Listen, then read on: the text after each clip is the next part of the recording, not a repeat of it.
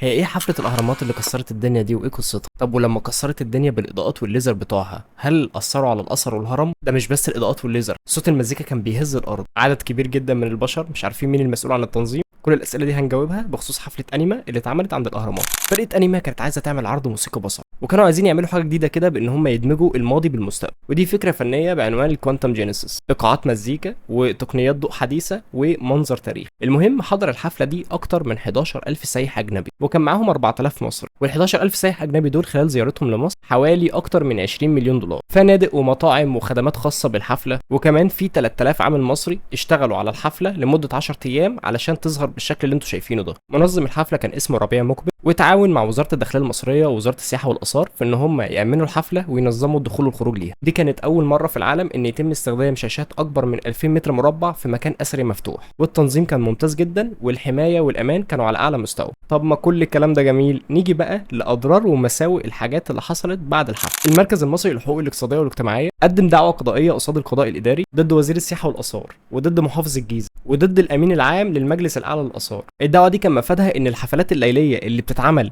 جوه حرم المناطق الاثريه المفتوحه ده لازم يقف، وان ده ما ينفعش، وان ده ضد قانون حمايه الاثار وضد اتفاقيات اليونسكو لحمايه التراث العالمي. والدعوه برضو ضمنت ان الحفلات دي بيستخدم فيها ليزر تردده عالي جدا، وده لما مثلا بيتوجه لاثار او بيتوجه لحجر ده بيشوه الحجر وبيشوه الاثار، وده عكس المعايير لاي حفله المفروض تقام في مناطق اثريه. ومش بس الاثار اللي اشتكت، لا ده سكان الجيزه كمان اشتكوا. سكان الهرم وفيصل كان صوت الحفله وصل لهم لمناطق بعيده جدا، ده حتى من قوه الصوت كانت المباني بتترج. فمفاد وملخص الموضوع ده ان هو على الجانب الاقتصادي تمام وحلوه وزي الفل، لكن على الجانب الاثري لا، الموضوع ده مضر جدا فعلا للاثار واي مكان اثري قديم في العالم. الاصوات الصاخبه والليزر اللي تردده عالي جدا والاضواء العشوائيه كل ده يقدروا يشوهوه، وان هم يقللوا من عمره الافتراضي كمان. فمش علشان نكسب حاجات نيجي على حساب حاجات اسمن واكبر بكتير.